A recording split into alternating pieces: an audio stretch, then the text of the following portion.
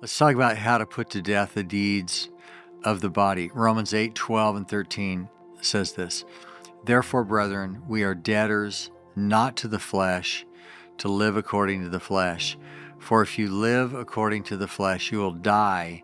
But if by the Spirit you put to death the deeds of the body, you will live. This passage addresses the art of war against the enemy of our souls. We often minimize in our minds the spiritual warfare going on all around us. And these verses talk to us about how to resist the impulses of the flesh by putting them to death. And this has to do with how a Christian makes progress in the Christian life, how a Christian puts aside besetting sins and things like that. There's nobody who said it better than John Owen in his book, Mortification of Sin.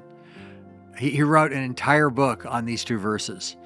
Here's what he said: Do you mortify? Do you make it your daily work? Be always at it while you live. Cease not a day from this work. Be killing sin, or it will be killing you. Putting to death the deeds of the body happens through the power of sanctifying grace. And there are many deeds of the body that need to be put to death.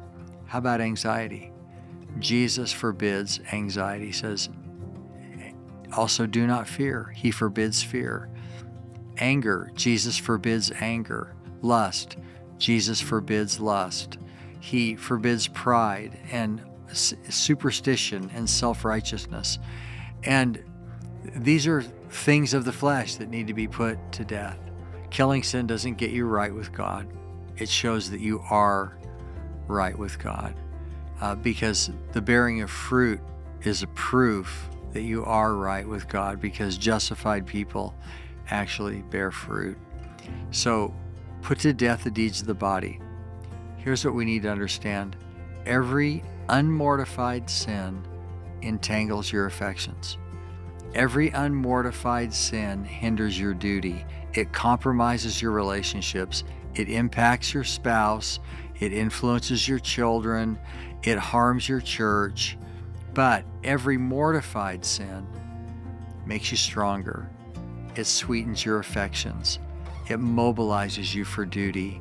It purifies your relationships. It improves your relationship with your spouse.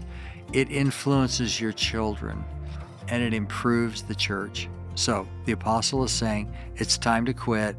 It's time to say, I'm done with the deeds of the flesh. These are the enemies of the soul. And I'll just say it again, those immortal words by John Owen. Do you mortify? Do you make it your daily work? Be always at it while you live. Cease not a day from this work. Be killing sin, or it will be killing you.